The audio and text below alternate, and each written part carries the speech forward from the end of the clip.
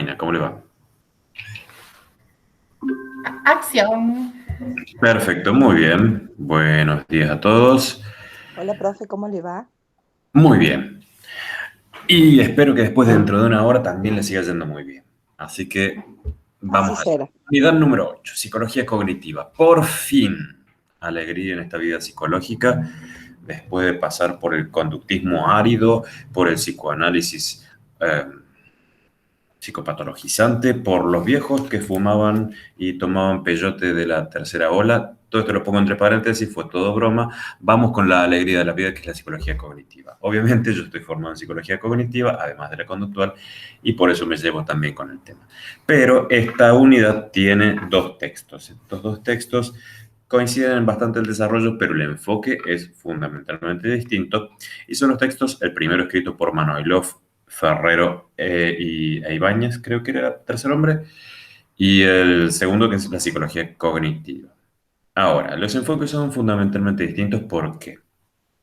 Bueno, porque el primero eh, le está gustando excelente. Entonces, el primero de los textos es un texto escrito por nuestras colegas, y tiene un enfoque historiográfico crítico. Entonces, aborda la historia de la psicología cognitiva, esta historia oficial de lo que es la psicología cognitiva, cuándo empezó y cuál fue la importancia que tuvo, la revolución cognitiva, con una perspectiva crítica. Y el otro es más bien de tipo celebratoria, de tipo psicología interna, donde vamos a ver más o menos los mismos eventos, pero de maneras distintas. Vamos entonces con el primer texto, si les parece. Cualquier cosa, ustedes me van preguntando, abran el micrófono, interrumpan como hacemos siempre, no hay ningún problema. Bien, el primer texto, el porqué de la evolución de la psicología cognitiva en particular y de las ciencias cognitivas en general, título largo y un poco raro, pero bueno, nos va a dar cuenta de que van a intentar explicar de dónde surgen, cómo evolucionan las ciencias cognitivas y la psicología cognitiva. Entonces, para estructurarles el contenido, cosa que a veces uno no hace, pero es muy bueno que lo haga, armarse el índice, la tabla de contenidos. Entonces, tenemos una introducción, un desarrollo, los antecedentes y las conclusiones. En el desarrollo, cambio de paradigma, antecedentes teóricos. Y dentro de cambio de paradigma, las preguntas sobre la revolución cognitiva, revolución contra revolución o continuación, historia interna y externa de psicología cognitiva y ciencias cognitivas. Y en antecedentes vamos a ir viendo el origen transdisciplinar, los modelos explicativos, los trasfondos de la nueva ontología, los métodos de estudio. Bien, vamos allá. Bueno, la historia oficial. A ver, para que nos ordenemos, en la historia oficial que se pone en crítica o bajo la lupa crítica de las autoras es la siguiente. Como ustedes saben, en la historiografía tradicional, la inauguración del laboratorio de Leipzig, de Wundt, marca un hito, se toma como un hito que da una primera revolución, un primer punto donde empezamos a decir la psicología es ciencia. Y eso ya fue puesto en estudios cuando vimos las primeras unidades de la materia, ¿verdad? ¿Y qué se dice en la historia oficial? Bueno, ahí se empiezan a ver contenidos mentales, pero no ya desde una perspectiva filosófica, sino a través de una perspectiva científica, en donde había experimentación e introspección, había contenidos mentales de tipo conscientes, y eso permitió el desarrollo de la psicología tal cual la conocemos hoy. En esta historia oficial luego aparecen las dos grandes corrientes que fueron las que primaron en la primera mitad del siglo XX, el psicoanálisis con Freud y sus posteriores, y el conductismo con Watson en 1913. Ambos también ya fueron vistos en las unidades anteriores. Y del psicoanálisis, la historia oficial nos habla de una psicología que surge de pacientes y de reflexiones sobre los pacientes, las vivencias, etc. Y en esta historia oficial del cognitivismo se habla de una imposibilidad de hacer una ciencia desde registros de entrevistas y de personas con patologías. Y se habla en esta historia oficial cognitiva de el conductismo como un cambio revolucionario en 1913, donde se eliminan los contenidos mentales y por lo tanto hay una primera revolución, la revolución conductual. Entonces, en esta revolución conductual, en aras de conseguir objetividad, cientificidad, positividad, etcétera, eliminan todos los contenidos de tipo introspectivo, de tipo subjetivo, y entonces, ¿qué nos queda? La ciencia objetiva de la conducta. La conducta sin variables mediacionales, sin saber lo que le pasa al organismo, solo sabiendo lo que lo que hay en los estímulos, en las respuestas y avanzando unos cuantos años más sobre el siglo XX, las contingencias que tienen un efecto reforzante o de castigo sobre las conductas operantes. Esto no se explicó porque no hemos visto Skinner, pero lo mencionamos. ¿Se entiende? Esta parte de lo que acabo de decir se comprendió, ¿verdad? ¿Recuerdan las palomas de Skinner y cómo él conseguía hacer que hicieran las cosas más absurdas simplemente a través de modificar las contingencias, lo que sucede después de emitir la conducta, el premio que se le da, es decir, lo que tiene efecto de reforzador, positivo o negativo? ¿Hasta ahí vamos bien? Entonces, en la historia oficial cognitiva aparece a mitad del siglo XX la revolución cognitiva. Revolución cognitiva que, por lo tanto, yéndonos a lo que son los modelos de ciencia normal, revolución y etcétera, implica un cambio paradigmático a través de poner ciertos hitos que van a decirnos está a punto de pasar algo y ha pasado algo. El simposio Hickson sobre mecanismos cerebrales en el comportamiento en 1948, para que nos ubiquemos en el tiempo, posguerra, en el 45 terminó la guerra en Europa, en el mundo, después de unas grandes matanzas, etc. Y luego el simposio en el MIT sobre teoría de la información en el 56. Aquí ya hemos avanzado bastante en el siglo XX.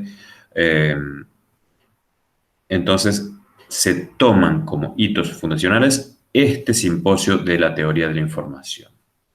Y por lo tanto, ahora sí hay un estudio de contenidos y procesos mentales nuevamente, pero de manera científica, objetiva, comprobable. Hay experimentación sobre hipótesis. Entonces, en esta primera historia oficial del cognitivismo, se entiende perfectamente cómo veníamos de un páramo yermo de la psicología, de esta psicología de la conducta, donde no aparecía la mente, donde no se podía conocer al individuo, sino simplemente a la máquina, de la cual no era incognoscible lo interno, lo mediacional. Y lo cognitivo viene a recuperar o a poner sobre el tapete nuevamente que tenemos que estudiar a las personas por lo humano, es decir, sus pensamientos, juicios, procesamiento emocional, etc. De repente, entonces, la psicología tiene contenido psicológico fuera de lo conductual. Bien. Ahora, de vuelta pregunto, lo que acabo de hablar, ¿se entendió? ¿Les suena como historia conocida, como la historia que hemos estado estudiando, si bien de manera un poco crítica también? Vamos a ver Profe, entonces. ¿me podrás sacar una duda? Sí, por supuesto. ¿Por qué los llevaba a hacer los simposios? O sea, ¿y por qué eran simposios y no congresos? ¿Me puede explicar eso nada más? Son simposios porque son conjuntos de grupos de trabajo, grupos de estudio, de investigación que van a hacer sus presentaciones en común. Francamente, no hay posibilidad de hacer un congreso de psicología, siendo la psicología todavía una disciplina de psicología cognitiva, me refiero, tan inexistente. No puedo hacer un congreso de psicología cognitiva sin psicología cognitiva. Son simplemente personas que de diversos ámbitos, ya vamos a ver cuáles, pero de los ámbitos más diversos, confluyen en presentaciones que hablan de ciertos temas en común y cierta perspectiva común. Bueno, Entonces, muchas gracias. gente de ciencias más de tipo biológica, de ciencias de tipo informática, de gente de tipo lingüística, se juntan alrededor de algo y hacen un simposio o simposio. Además, la cuestión léxica, semántica, mejor dicho, no nos detendremos mucho en eso, no nos detendremos nada en eso. Vamos allá, seguimos. Entonces, repasando, ¿había algo en el chat que dijo algo? No había nada en el chat. Bien, entonces, 1879, la revolución de Wundt, que dice, ahora la psicología es ciencia. Finalmente tenemos una ciencia. En 1913, la revolución Conduct, eso debe ser una D, no una C, por si no suena muy gracioso. Y ahora nos dice, ahora la psicología es ciencia de la conducta.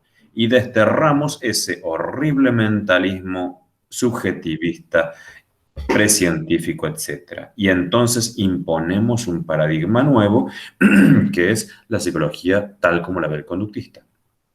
Y en 1956, la revolución cognitiva. Y entonces decimos, la psicología es ciencia de las cogniciones, la información, el procesamiento de la información, y nos libramos por fin de ese seco y árido conductismo.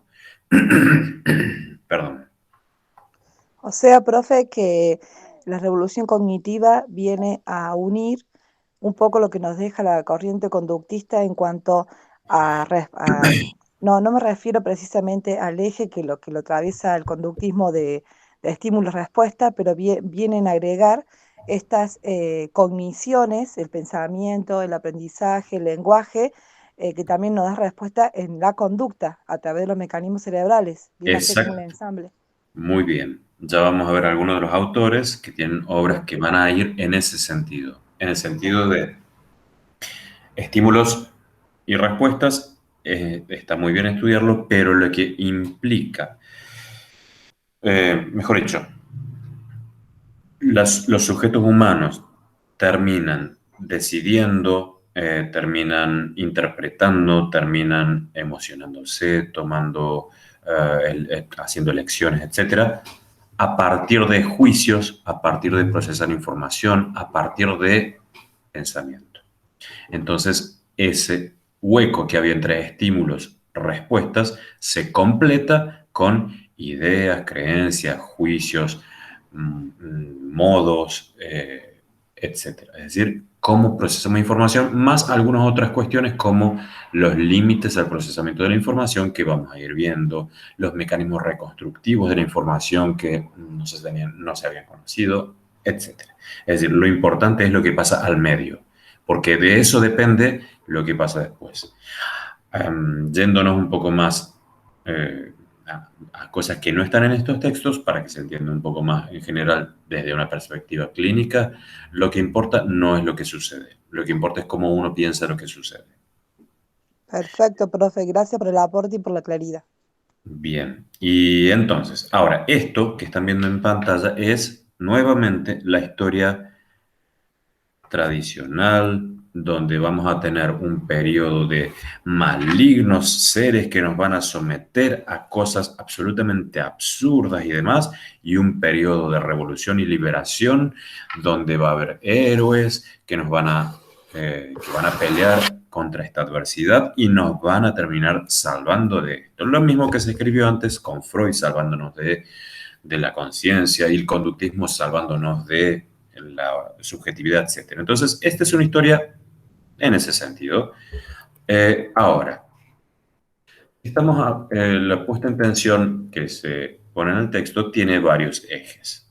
Si estamos diciendo que hay una revolución cognitiva y antes hubo una revolución conductual, estamos asumiendo que había un viejo régimen de ciencia normal para meternos en lo que Kuhn propone como estudio de las revoluciones en ciencia.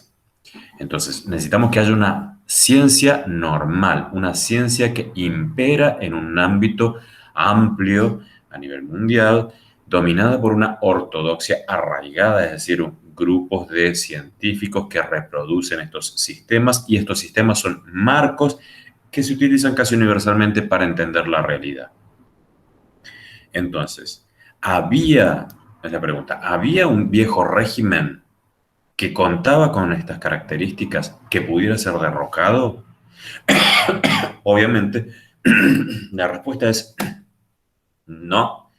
Ni antes de 1912, 1913 había un régimen de ciencia normal dentro de psicología, porque lo que había era la convivencia de numerosas tradiciones. Perdón, estoy un poco lento y me falta más café.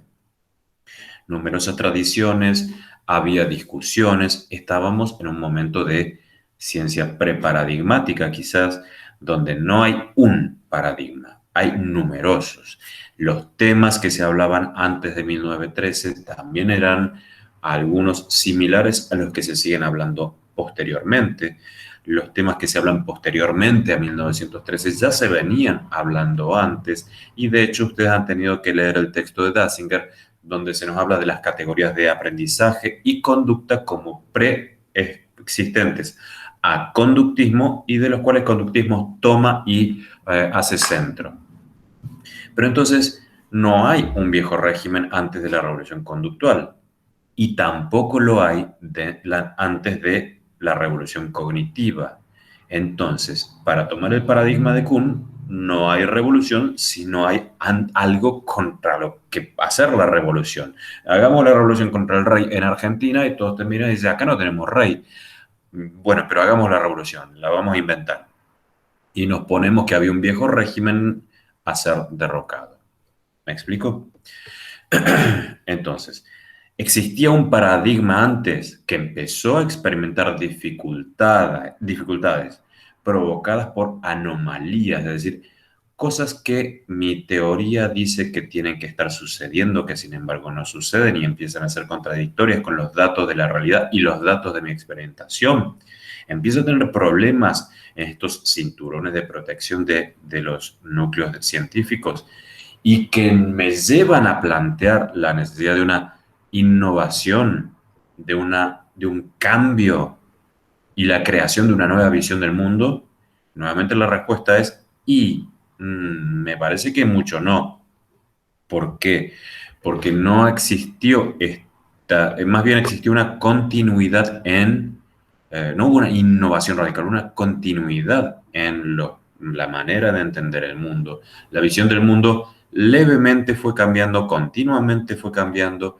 Si bien hay elementos que se empezaron a dejar de tener en cuenta, pervivieron durante muchos años. Entonces, no había un paradigma que, como por ejemplo en otras ciencias, se ponen en crítica fuerte.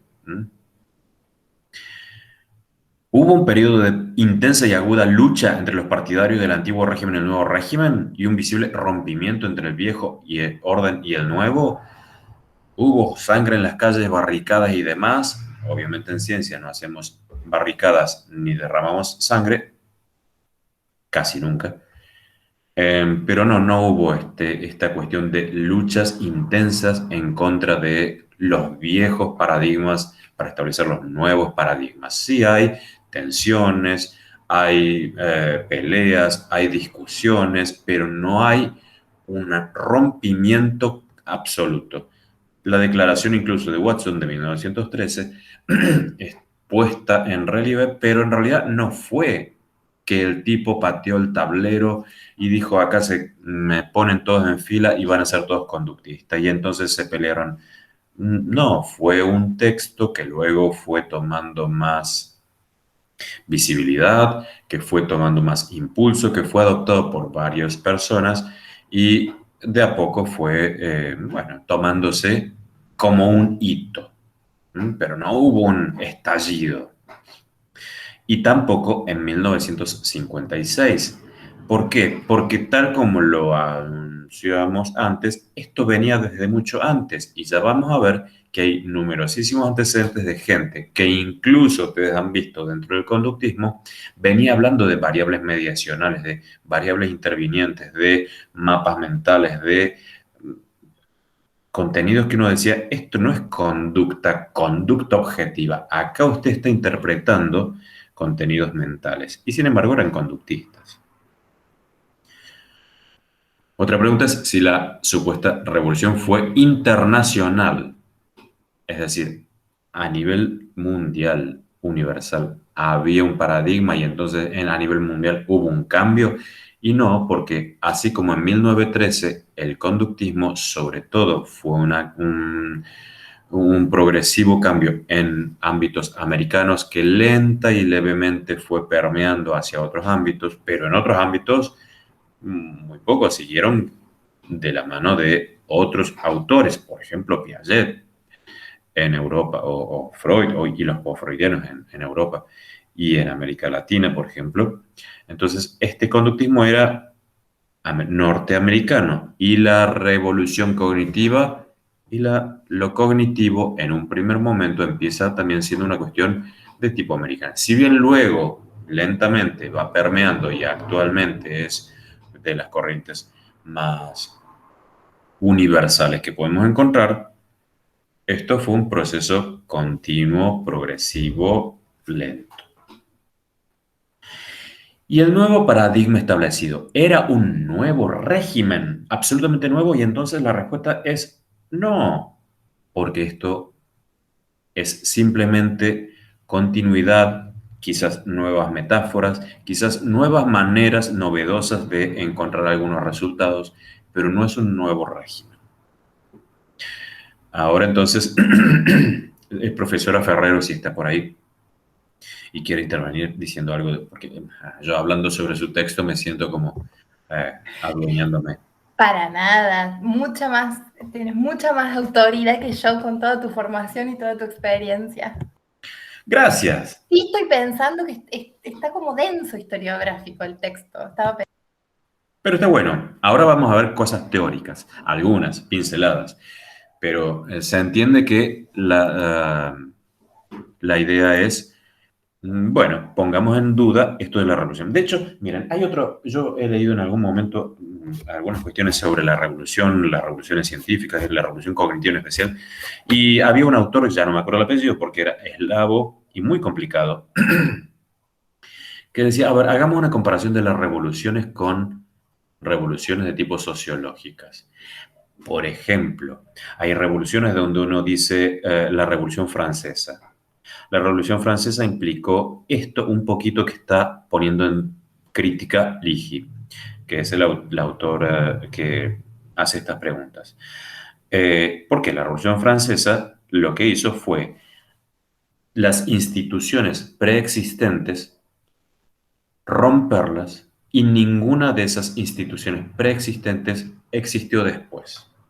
Entonces yo no sería un tipo, porque muchas cosas preexistentes siguen existiendo después. ¿Será una revolución de tipo la independencia americana? Quiere decir, de un elemento que es completo, una parte se escinde, pero conservando tradiciones e instituciones similares a las anteriores. Y eso podría haber sido, por ejemplo, la psicología saliendo de la filosofía. Y así va haciendo distintas comparaciones con distintos tipos de revoluciones, pensando en si se conservan los contenidos, si se conservan las instituciones, si se conservan los modos y procedimientos, y si las cosas son descartadas para siempre o si son una continuidad. Bueno, esto vendría siendo algo así como un cambio muy leve donde los bárbaros van penetrando el Imperio Romano sin que muchas cosas cambien en realidad y de repente ya no tenemos Imperio Romano. Sin que uno pudiera decir exactamente hoy acabamos con el Imperio Romano. No fue como cuando en el 91 se terminó la Unión Soviética, que de repente el 24 de diciembre ya no, o 25 de diciembre ya no izaron la bandera comunista en el Kremlin y se acabó la Unión Soviética y todo cayó. Bueno, no fue así. Perdone que a veces me voy con temas que no tienen nada que ver, pero para poner gotas de color. Un lector activo el profe Murillo. ¿Cómo? Un lector activo el profe Murillo. No sé si observan atrás la biblioteca que tiene, es impresionante. Sí, ya lo hemos observado. Esas son partes, hay otras por otras partes de la casa. Bien, entonces, Liggey, ¿qué nos dice? No había un paradigma mentalista desde 1913, los cambios fueron graduales y continuos, hubo múltiples factores, incluyendo externos, tales como situaciones políticas, sociológicas, bélicas. No hubo conciencia de revolución, no fue un movimiento internacional y el conductismo nunca se convirtió en un paradigma universal. Y por lo tanto, no hubo revolución cognitiva. En el 56, los cambios no vinieron ni siquiera desde dentro de la psicología. La psicología pasaron mucho tiempo más hasta que empezó a decir psicología cognitiva. Hubo numerosos factores externos, como ustedes ya nos hemos intentado dar pinceladas de lo que fueron los 60s, posguerra, Vietnam, drogas y camisas floreadas, y una nueva forma de conductismo con una nueva metáfora es lo que se presenta. Y de repente tenían computadoras. Claro, ocupaban una habitación entera, pero eran computadoras que resolvían los problemas y nos llevaban a la luna. Ahí Melissa levantó la mano. Sí. Profe, gracias. Quizá le respondió a la pregunta anteriormente, pero no lo entendí bien. O sea que la revolución, como que es una presentación, pero nunca hubo una revolución. Esa es la propuesta de Liggey. Es decir, lo que usted está viendo acá es autores que van a decir, como por ejemplo Gardner, que le va a decir, hubo una revolución cognitiva, cambiamos todo. Y hay autores como Liggey que va a decir, nunca hubo una revolución porque no hay las condiciones para que en un paradigma de tipo Kuhn haya una revolución. Las autoras, Ferrero, Manoilov, etcétera, se vuelcan sobre la segunda interpretación. No hubo revolución cognitiva, fue una continuidad del conductismo, nuevas metáforas, factores múltiples, gradualidad, etc. Perfecto, profe. Gracias. Bárbaro. Muy bien. Ahora, esta parte me interesa mucho, me encanta esta parte de los antecedentes y de los contenidos teóricos. Entonces, van a encontrar un capítulo que les va a hablar de antecedentes de la psicología de la revolución cognitiva. Van a encontrar autores de los que voy a ser muy breve en su mención. Bartlett fue un autor que estudió memoria. La memoria hasta ese momento se había estudiado de manera sistemática a partir, por ejemplo, de experimentos de cuánto podía recordar una persona, cuánto tiempo le llevaba a aprender ciertos contenidos, cuán rápido se olvidaba y ese tipo de cuestiones.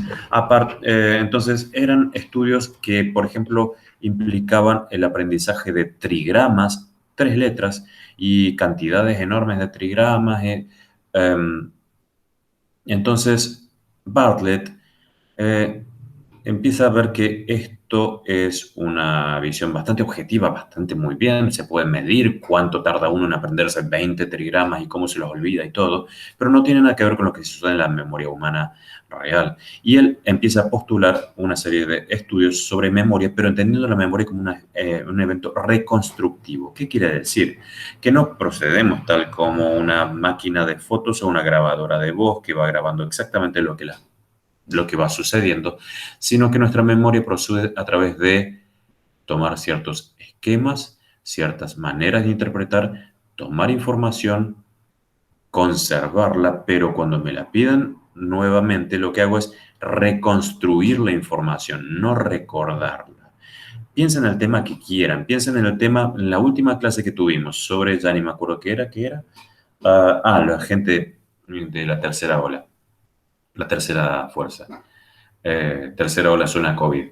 Entonces, piensen en la última clase que tuvimos y lo que están intentando hacer ahora es recordar, pero no van a recordar, van a reconstruir. De hecho, ustedes van a ver en su mente una película y yo hablando y pasando filminas, pero lo que van a recordar no es exactamente lo que pasó, es lo que ustedes reconstruyen. Cada vez que recuerdan algo, lo construyen de vuelta y lo van transformando. Y el Bartlett hacía unos experimentos muy graciosos, muy llamativos sobre contarles historias a las personas, historias que tenían algunas características en su estructura sintáctica y semántica que eran confusos. Entonces luego se les pedía que lo reconstruyeran. Las personas terminaron reconstruyéndolo a partir de esquemas que tenían previamente, de cómo interpretaban el mundo. Entonces, tenemos formas de interpretar que están preaprendidas. Piaget, un señor sumamente inteligente que ustedes van a estudiar abundantemente en niñez y luego en psicología educacional, y que se ocupaba de hacer una experimentación sobre cómo la inteligencia en niños va avanzando, cómo pasamos por etapas en donde vamos adquiriendo habilidades, donde hay ciertos conceptos centrales que nos van explicando cómo nosotros nos contactamos con el exterior, cómo ese exterior nos va modificando, cómo vamos introyectando ciertas cuestiones. Entonces, él hacía experimentos, está bien, tenía ciertas limitaciones, hacía experimentos con muy poquitos niños que eran su familia, pero bueno, descubrió cosas que hasta hoy en día se estudian. Autores como Hull y Tolman, que hemos mencionado en conductismo, que hablaban de ciertas variables mediacionales, variables intervinientes en la conducta. Entonces, hablaban de cómo hay aprendizajes en el conductismo que no se derivan de la acción y el premio o del estímulo que se les da, sino que aparecen a partir de la exploración inintencional de los eventos externos, de los ambientes, etc. Y los sujetos tenemos conocimientos aun cuando no sean reforzados, aun cuando no haya estímulos, aun cuando no haya relaciones de aprendizaje tipo 1 ni tipo 2. Aparece menciona Luria, el fundador de la neuropsicología que hemos mencionado y ustedes han escuchado en el capítulo en que se vio a Vygotsky. Vygotsky fue un predecesor de Luria. Luria estudió con Vygotsky. ¿Qué estudiaban? Estudiaban los procesos mentales, los procesos cognitivos en relación con el cerebro. Y cómo el cerebro y la cultura, acuérdense que vienen de ámbitos de la Unión de Repúblicas Socialistas Soviéticas, y entonces el estudio cultural, no tanto el individual, el estudio cultural, la intervención de lo sociohistórico en la conformación de lo cognitivo y lo biológico en lo cognitivo. Entonces, aportes sumamente interesantes que se empiezan a ver. Chomsky, un autor fundamental en el siglo XX, de nombre gracioso, pero él empezó antes de los años 50 a estudiar en contra de lo que el conductismo sostenía de, por ejemplo, cómo se aprende el lenguaje. Si uno va a Skinner hablaba de que el lenguaje se aprende por, obviamente, un sistema de aprendizaje tipo 2 o aprendizaje operante. ¿Qué significa? Que el sujeto va emitiendo conductas.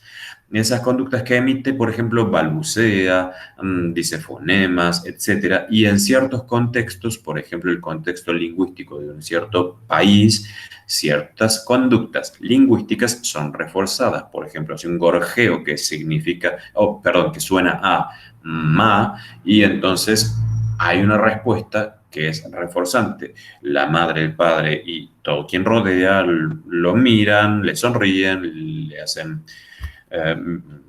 no sé, lo que se le hace a los bebés, que ya ni me acuerdo que muy bien era, pero que los pone muy contentos. Entonces, Skinner dice, bueno, de esa manera uno podría ir hipotetizando que hay emisión de conductas, refuerzo de conductas, y uno va luego esas conductas lingüísticas por mecanismos de aprendizaje tipo 2, perfeccionándolas, puliéndolas, moldeándolas, haciendo un modelado, etc. Pero podemos explicar la génesis del lenguaje a partir de mecanismos conductuales de aprendizaje. Y Chomsky dice, pero no, eso es una ridiculez. Imagínense ustedes que tuvieran que aprender de repente, de un año para el otro, 50.000 cuestiones, 50.000 palabras nuevas, 50, pongamos 2.000.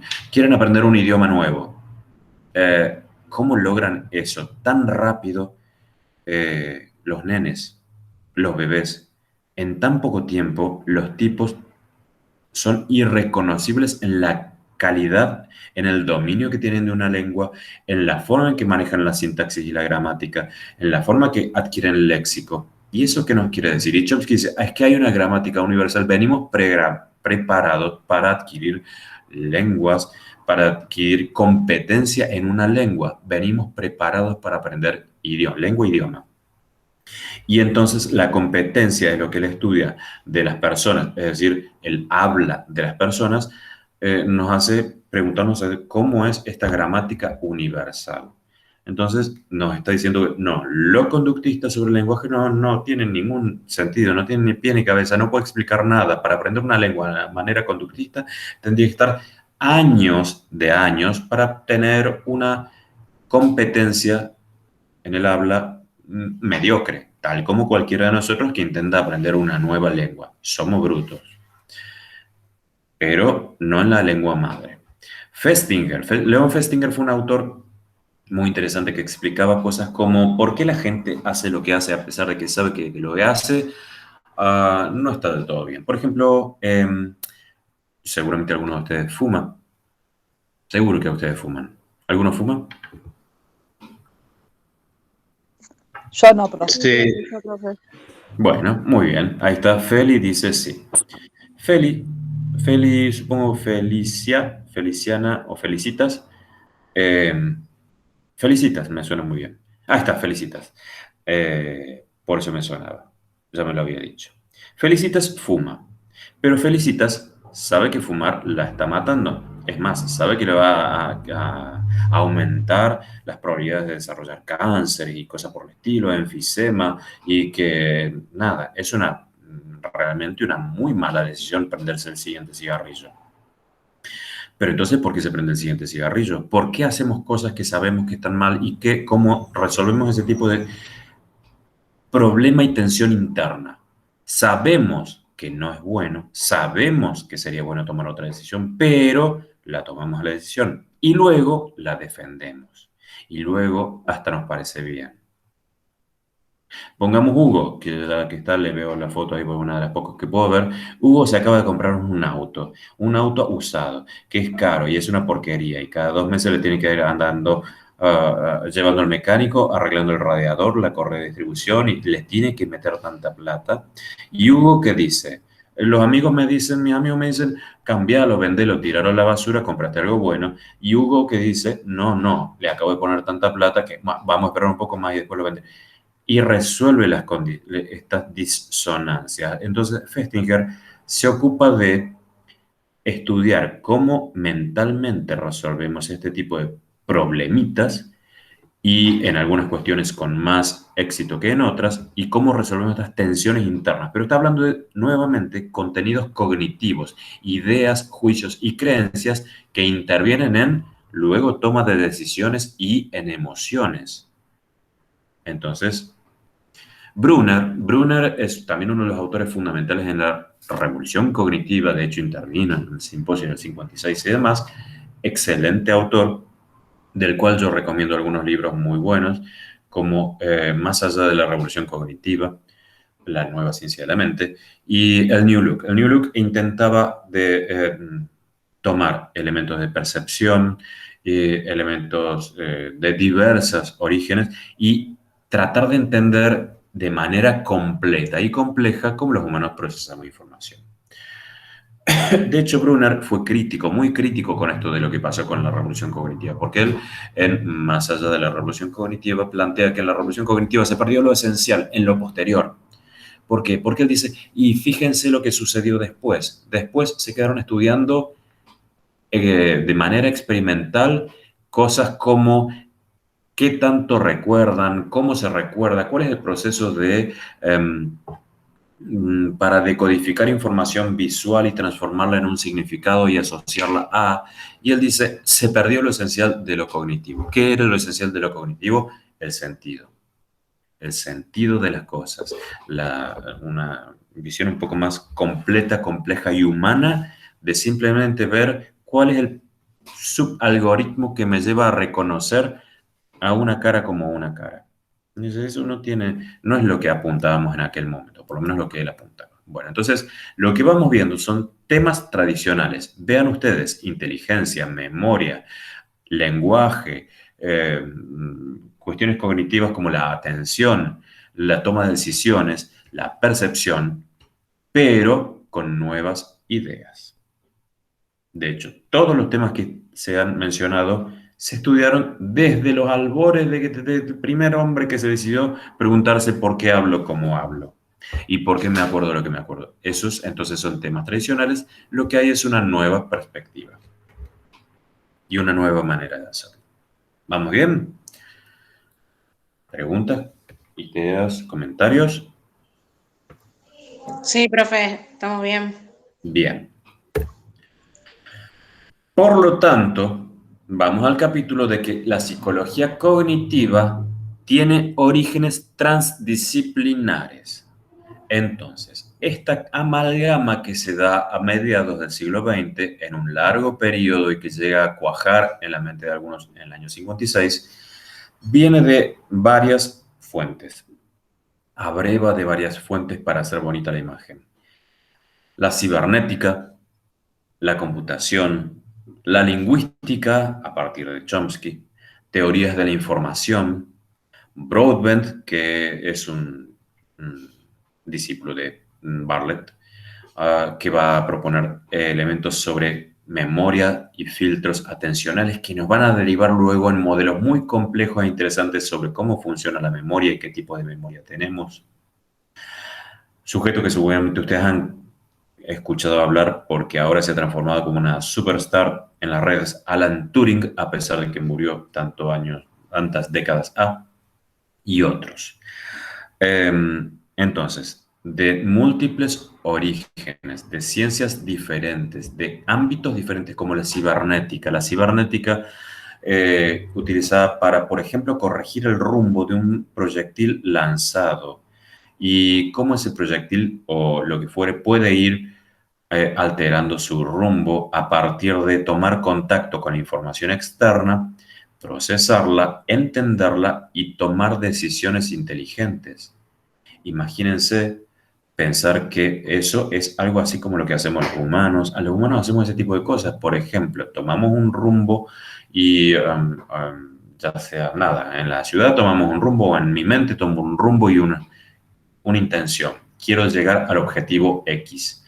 Y en el camino voy teniendo que relevar información que me va diciendo, me acerco, me alejo, este rumbo es bueno, este rumbo no es bueno, ya sea en la ciudad, ya sea en lo que yo decido para mi vida en los próximos años. Y entonces voy modificando mi rumbo a partir de lo que va pasando. Bueno, es una metáfora un poquito primitiva, pero reconocen ustedes que las metáforas son tan ricas y tan profundas como la historia, la mejor tecnología en ese momento de la historia nos permite. De hecho, autores anteriores, muy anteriores, comparaban a la mente con, por ejemplo, catapultas o con molinos de viento o con cosas por el estilo, porque era la mejor ciencia de ese momento, la mejor tecnología. Entonces, o con por ejemplo, Freud y los sistemas de prensa hidráulica bueno, la ciencia en ese momento daba pie para que tomáramos esos como metáfora. Y la cibernética fue una buena metáfora para algunos procesos mentales. La computación, que no es la computación que ustedes tienen ahora como cuestión mental, la computación en esos momentos, que empezaba a hacer sus primeros palotes, a ver cómo se podían generar programas que procesaran información y nos dieran resultados. Y, por ejemplo, que si yo le doy un problema, elementos iniciales de un problema y a dónde quiero llegar, la computadora, que era una enorme sala llena de cables y cosas, me daba los pasos a seguir, me dividía el problema en subproblemas, me iba dando algoritmos de solución, etc. Eso, que en este momento suena a Pedro Picapiedra tratando de hacer algo con su celular, es lo que lleva a pensar la mente humana como un sistema de hardware que procesa un software y que puede entonces llevar a la solución de problemas, etc. La lingüística de Chomsky, como ya hablábamos antes, teoría de la información, de esto, de cómo nosotros procesamos información, Broadbent tiene los desarrollos de Broadbent y luego de autores como Atkinson y Shiffrin y otros más que van a estudiar más adelante, son sumamente interesantes. Hacían unos experimentos de lo más llamativos. Por ejemplo, ustedes ahora saben que tienen memoria a corto plazo, memoria a largo plazo, pero en ese momento no se sabía. Y entonces había que medir cuánta memoria tenía una persona. A ver, alguno de ustedes que se crea muy memorioso. ¿Alguno se cree muy memorioso o medianamente buen memorioso? Vanina, usted, por ejemplo, usted tiene buena memoria. Vanina, ¿usted cuántos elementos cree que se puede acordar? Si yo le digo una lista de 10 palabras, ¿cuántas cree que se acuerda? Si usted me lo dice en este momento, Ya, 10 palabras. Bueno, voy a hacer de 5. 10, Me voy a jugar con 5. 5, muy bien. 6. No se las voy a decir Una porque voy a estimación. transformar esto en un estudio donde lo voy a poner en lo ridículo, pero está bien la estimación que hace Vanina. Pero usted sabe que en realidad, más o menos sí, se va a acordar de 5. ¿Por qué? Y porque nuestra mente, tal como Miller va a descubrir luego, tiene límites en esto de la percepción y la memoria. El límite es 7 más menos 2. De 5 a 9, más o menos lo normalito que hacemos todos. Y Vanina dice 5. Bueno, se considera una mala memorizadora, pero 7 más menos 2 está bien. Pero Broadbent le dirá, no, Vanina. Usted puede procesar en un momento muchísima más información. Es más, puede procesar toda la información que está en todos sus canales sensitivos en este momento. Usted podría, por ejemplo, escuchar, si yo le pusiera en su habitación 4 parlantes, imagínense. En cada parlante voy a ir haciendo salir al mismo tiempo palabras o números. Entonces, 4 fuentes de información al mismo tiempo introduciéndome información y me van diciendo cosas. Y uno dice, ¿y cuánto puedo llegar yo a darme cuenta que está sucediendo y a memorizar lo que están pasando los 4 parlantes al mismo tiempo? Ni loco, no hay forma, no tengo ninguna chance. A lo me acordaré 3 palabras de uno de los solo de los parlantes. Y Broadbent diseñó una serie de experimentos sumamente interesantes. Por ejemplo, cuando se le pedía a esas personas que hicieran el reporte completo, entonces le daban 12 elementos, 3 palabras en cada uno de los 4 parlantes. Las personas recordaban 3, 4, 5 y ni siquiera sabían muy bien de qué parlante había venido. Pero él dice, hagamos una cosa. Si yo les hago escuchar las 12 palabras en los 4 parlantes y luego les hago encender una bombita que le da una señal lumínica y le digo, recupere únicamente los que estaban en ese parlante, ¿cuántos podrán recuperar? ¿Y saben lo que sucedía? Las personas recuperaban, cuando se les encendía cualquiera de los parlantes, la totalidad de los elementos de ese parlante. ¿Y eso qué quiere decir? Que en ese momento tenían presente las 12 palabras o las palabras que fueren de todos los parlantes, porque no es que ellos sabían previamente qué parlante iban a tener que ver. No, se enteraban justo después de la palabra. Entonces, durante un cierto tiempo, todo estaba en la mente, todo estaba siendo procesado. Pero claro, 2, 3, 5 segundos después, la mayor parte de esa información desaparecía. Entonces, Broadbent propone lo que es un filtro en la memoria y empieza a proponer que tenemos una memoria absoluta, muy ultra rápida, pero de muy corta duración. Y dice, hay almacenes de memoria. Almacenes de memoria que luego viene con una memoria de corto plazo. Y esa memoria de corto plazo es como, por ejemplo, que yo les diga mi teléfono ahora, lo marcan y luego se lo pregunto de vuelta. No me lo acuerdo. Por poner un ejemplo. Y hay memorias de largo plazo. Bueno, todo ese tipo de estudios vienen de esa época. Turing, la gran revolución que él plantea, Turing, ¿alguien sabe más o menos la historia de Don Turing? El pobre Turing, que fue un personaje clave para la Segunda Guerra Mundial. Él era una persona que, bueno, desarrolló conceptos teóricos sumamente interesantes y prácticos. ¿Teóricos de qué tipo? Él teorizaba que podríamos llegar a hacer una máquina, no importaba el hardware. Hay una película muy buena sobre su historia. Muy bien, Lara. A ver si es más o menos tiene algo que ver con lo que yo le digo. La máquina de Turing era una máquina de respuesta universal. Imagínense que ustedes se enfrentaran ahora, virtualmente. Dicen, voy a sacar turno con un psicólogo virtual. Y el psicólogo virtual dice, no tengo cámara, solo vamos a charlar tipo chat. Entonces, ustedes van escribiéndole al psicólogo y el psicólogo les responde. ¿Cómo responde un psicólogo? Tengo un problema y el psicólogo dice, bueno, cuénteme su problema. Mi problema es con mi mamá. Y el psicólogo le va haciendo preguntas e intervenciones de tipo psicológica. Uy, fíjese su Edipo, fíjese si cuando estaba en la cuna tomó el pecho bueno, el pecho malo, lo que fuere. Ese psicólogo puede llegar a ser una persona o no, puede ser un programa. Turing, si uno sigue las ideas de Turing, podría ser un programa que respondiera de una manera predeterminada y uno podría no darse cuenta. De hecho, esto que le estoy contando existe, sucede. Hay psicólogos virtuales que responden como los psicólogos normales, que son programas y que la gente no llega a distinguirlos. Es más, cuando les dicen lo que le estuvo respondiendo todo el tiempo fue una computadora y un programa, la gente dice, bueno, pero yo quiero seguir con ese porque me encanta ese psicólogo. Pero hay uno de carne y hueso. No, a mí déjeme con este que es muy bueno y me contiene y me hace sentir bien. Entonces, Turing propone este tipo de novedades teóricas y de tecnologías que hacen que podamos ir pensando en que hay algoritmos, hay heurísticos, hay formas de procesar información indistinguibles entre lo humano y lo no humano. Podríamos entonces tener inteligencia artificial. Bueno, dentro de este tipo de orígenes transdisciplinares ven que no todos son psicólogos, hay lingüistas, hay matemáticos, hay militares, hay muchas cosas que llevan a esta confluencia de elementos.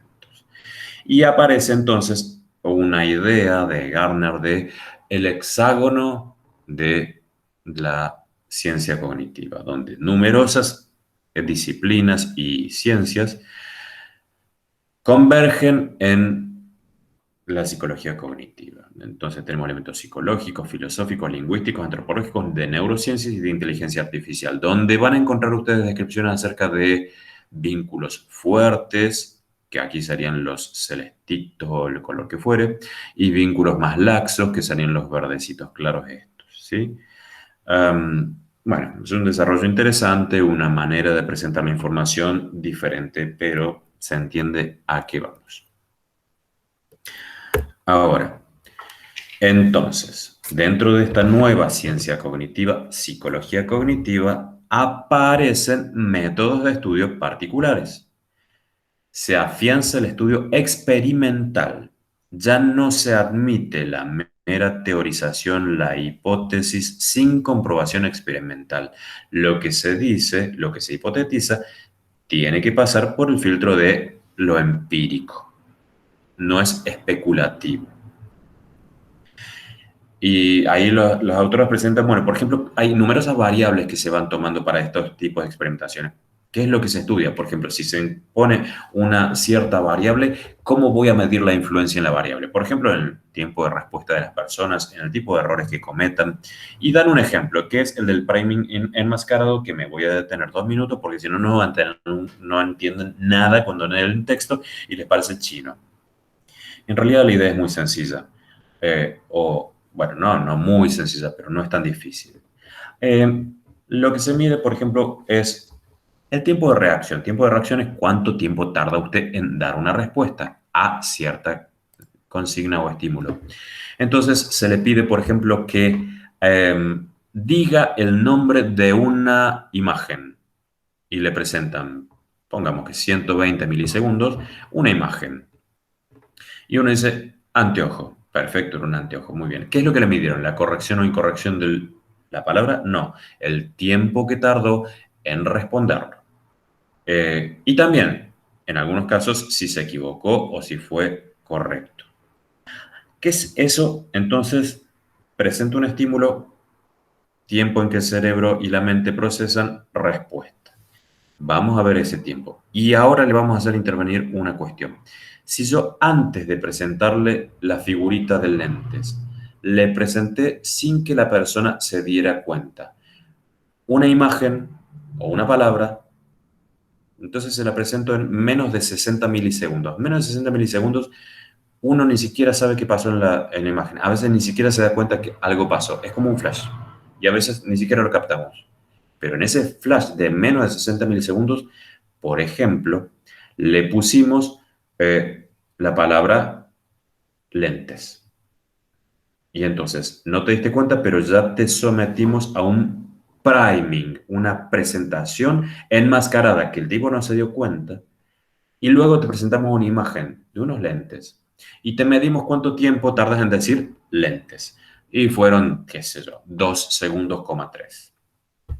Y en otras cuestiones, en otros elementos, le presento una palabra que sea, por ejemplo, parlante, y luego le pongo una imagen de lentes. ¿Cuánto tiempo tardará en decir lentes? ¿Más o menos que si yo le pongo antes los lentes? Si hay una palabra prime que me facilite el reconocimiento, es como que mi cerebro lo fue procesando previamente a la aparición de la imagen, y cuando apareció la imagen mi cerebro ya había generado la información lentes. Entonces, si esa información es congruente, hay menos tiempo de reacción. ¿Y eso qué me dice? Bueno, eso tiene muchísimas interesantes maneras de ser aplicado a distintos facetas del lenguaje. Por ejemplo, si lo fonológico, si lo semántico, etc. Es un modelo de experimentación, de reconocimiento, de procesamiento semántico, procesamiento fonológico, procesamiento emocional, que nos va diciendo que hay ciertos tipos de procesamiento que uno ni siquiera sabe que tenía. Bueno, lo pongo solamente como para que se entienda el ejemplo que plantean las autoras. ¿Se entiende? Espero que sí, porque luego se van a enfrentar al texto y se va a tratar un par de páginas de esto. De hecho, este tipo de estudios son cosas que se hacían en la facultad. Por ejemplo, ahora me voy a colgar una medallita. En los años 90, una serie de profesores muy jóvenes que estaban hastiados de no tener formación en psicología cognitiva moderna, se organizaron y empezaron a traer profesores de afuera. Y luego otra serie de profesores jóvenes, un poco más jóvenes todavía, decidieron que había que seguir a algunos de estos profesores cognitivistas del exterior. Este profesor que empezó a venir más seguido es un cordobés, Juan Seguí, hermano del artista plástico Seguí Antonio, y es una persona hiper reconocida a nivel mundial, súper famoso, un psicólogo experimentalista, pero que todo el mundo se saca el sombrero en los países en donde usan sombrero. Y entonces empezó a venir y a formar un grupo de gente. Y formamos el primer laboratorio de psicología cognitiva de Córdoba. La profesora Manoilov, el profesor Matus, Del Boca y yo mismo. Todo lo que estamos ahora en Escuelas Corrientes y Sistemas, fundamos el laboratorio de psicología cognitiva. Medallita puesta, luego nos fuimos todos de ahí. Pero empezamos con este tipo de estudios, de priming. Y eran estudios muy interesantes y para nosotros fue un momento de aprendizaje increíble. Así que, bueno, nada, quería contarles una pequeña historia interna de nuestra facultad, incluidos héroes y cosas así. Bien, ¿hasta acá vamos bien? Conclusiones y perspectivas. Como conclusión, entonces, hubo confluencia de diversas disciplinas, todas teniendo en cuenta al objeto de estudio, la mente, etcétera, como un sistema, al humano como un sistema, modelos explicativos funcionalistas, métodos experimentales y simulación, y en cierto contexto sociopolítico, principalmente en Estados Unidos, en tiempos de segunda mitad del siglo XX. Perspectivas plantean las profesoras acerca de psicología cognitiva y su afianzamiento en la relación con las neurociencias. Bien.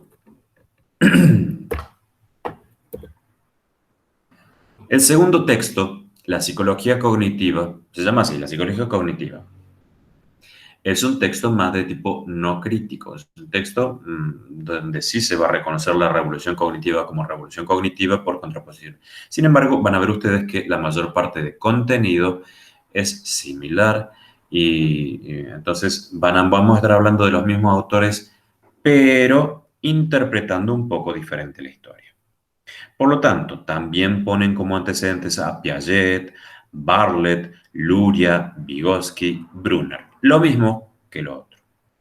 Habla también del procesamiento de la información y las computadoras y la metáfora del ordenador, empezar a pensar a la mente humana como una serie de programas, tales como los que se empiezan a desarrollar a partir de John von Neumann o Alan Turing.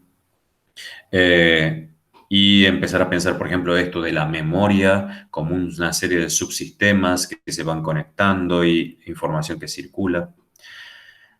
Habla de las aplicaciones a la psicología, Miller, Galanter y Pribram. Entonces, escriben un libro que es importante para entender el contexto general de la psicología cognitiva, Plans and the Structure of Behavior. Mi inglés es terrible, pero se entiende. Miller es el que habla del mágico número 7 más menos 2, pero Miller y Galanter y Pribram, Galaxar y Pribram, escriben este libro y ponen las ideas fundamentales de la cuestión cognitiva, que es cómo nuestras estructuras y procesos mentales, cómo nuestra manera de interpretar la realidad son las que nos hacen vivir en cierto mundo. Nuestro mundo, entonces, está mediado por estructuras y contenidos cognitivos.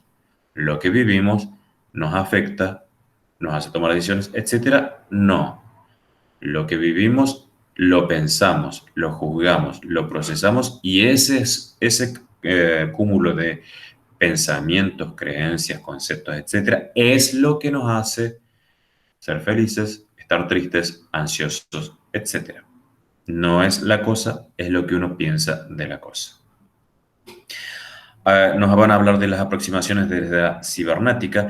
Newell y Simon, creadores de cuestiones de tipo software, de Logic Theorist, como programa que es capaz de resolver problemas muy complejos, problemas entonces donde el programa aprende a descomponer problemas en subproblemas más acotados, a encontrar las soluciones a los subproblemas, en integrarlos en soluciones finales, etc. Tal como ciertas maneras de resolver problemas en algunas cuestiones humanas. Y se habla del procesamiento de la información y los procesos psicológicos a partir de que se ven las aplicaciones de todo lo que hablábamos antes, de lo que se toma de los antecedentes, de la metáfora de las computadoras, de cómo entendemos a la mente humana como un sistema de software y cómo estudiar estos software. Entonces se hacen desarrollos sobre la memoria multialmacén de la que hablábamos antes, sobre percepción, sobre resolución de problemas en el contexto humano. Hay un autor que se menciona ahí, Jerry Fodor, que nos va a hablar de la modularidad de la mente, y va a haber un montón de desarrollos sumamente interesantes que son los que actualmente priman en la explicación, predicción y trabajo sobre lo humano. Entonces, ¿hasta acá vamos bien? ¿Se entiende? En Sí, este profe. texto fue muy bien. Y entonces solo queda decir que fin de las clases virtuales, por lo menos de este curso. Entonces, espero que se haya entendido, que les sirva para acercarse a los textos. Y lo que nos queda son clases de repaso, parciales, prácticos y cosas por el estilo. Por lo tanto, fin de clases, fiesta, etc.